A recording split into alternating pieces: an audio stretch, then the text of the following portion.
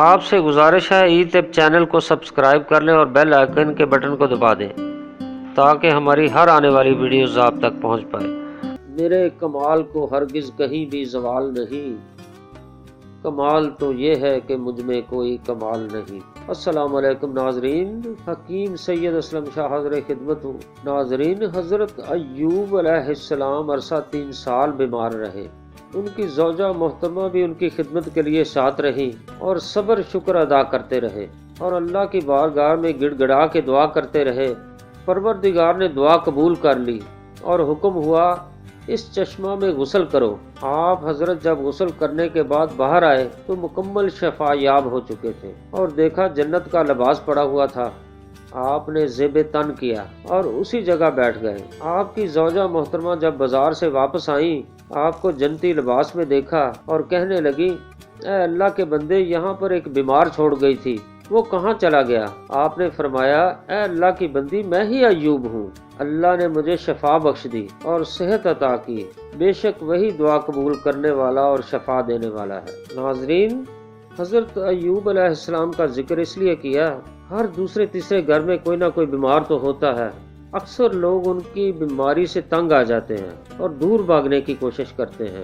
بہت کم لوگ ہیں جو دل سے ان کی خدمت کرتے ہیں۔ میری ان سے گزارش ہے کہ بیمار کی خدمت کیا کریں، یہ وقت آپ پر بھی آ سکتا ہے۔ آپ کا بہت شکریہ۔ ناظرین، اکثر جو میرے پاس مریض آتے ہیں ان کو دوا کے ساتھ دعا بھی دیتا ہوں، کیونکہ دوا بیماری کے لیے اور دعا شفا کے لیے ہوتی ہے۔ اگر دعا قبول ہو جائے تو خاک میں بھی اکسیر پیدا ہو جاتی ہے، دوا اگر یقین سے کھائی جائے تو اور بھی زود اثر ہو جاتی ہے۔ ناظرین، نبی کریم صلی اللہ علیہ وآلہ وسلم کے پاس جب بھی کوئی سائل آتا تو آپ خود بھی دعا فرماتے اور صحابہ کرام رضوان اللہ علیہ کو بھی فرماتے کہ آپ بھی دعا کریں، کیونکہ دعا تقدیر بدل دیتی ہے اگر قبولیت ہو جائے تو۔ ناظرین، ایک مرض ایسی بھی ہے جو جسمانی تکلیف نہیں دیتی، اگر اس کا علاج نہ کیا جائے تو شرمندگی کا باعث بن جاتی ہے۔ مریض دیکھنے میں تو تندرست نظر آتے ہیں اور بہت صحت مند نظر آتے ہیں اور شرم کی وجہ سے کسی کو بتا بھی نہیں سکتے کہ ان کے اندر کی کیفیت کیا ہے۔ دوسروں کی نظر میں تو مرد ہوتے ہیں مگر حق کے زوجیت ادا کرتے وقت مردانہ طاقت سلب ہو جاتی ہے۔ نوبت یہاں تک پہنچ جاتی ہے کہ گھریلو ناچاکی، جھگڑے، نفرت اور گھر برباد ہو جاتا ہے۔ ناظرین، بچپن کی غلط کاریوں کی وجہ سے ازواجی لذتوں سے محروم ہو جاتا ہے۔ کوئی مرد کامل حکیم ہی اس مرض سے جان چھڑا سکتا ہے۔ اس موذی مرض کو سرۃ انزال کہتے ہیں۔ اکثر نوجوان اس مرض کا شکار ہو جاتے ہیں۔ سب سے پہلے ذکاوت حس کا بڑھ جانا، پھر جریان کی شکایت اور کثرت احتلام کے بعد آخری درجہ سرۃ انزال کا ہوتا ہے، عورت کے پاس جانے سے پہلے ہی انزال ہو جانا۔ یہ سرۃ انزال کی سب سے بڑی نشانی ہے۔ ناظرین، سرۃ انزال کے مریض میں سپرم کی کمی بھی ہو جاتی ہے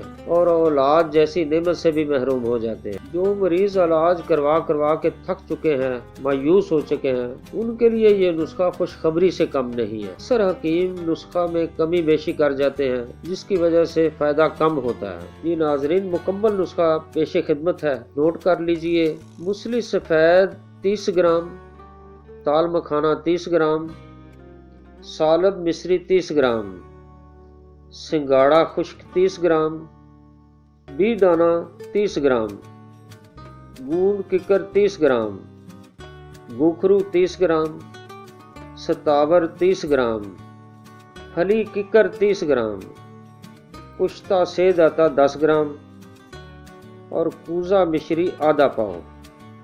ناظرین، تیار کرنے کا طریقہ ہے، سب اشیاء کو اچھی طرح کوٹ چھان کر باریک کر لیں اور کسی صاف برتن یا بوتل میں محفوظ کر لیں۔ صبح نہار، منہ اور عصر کے وقت 2 چمچ ہمراہ تازہ پانی لیں۔ یہ نسخہ تقریباً 1 مہینہ استعمال کریں، انشاءاللہ مکمل سرۃ انزال سے نجات مل جائے گی انشاءاللہ۔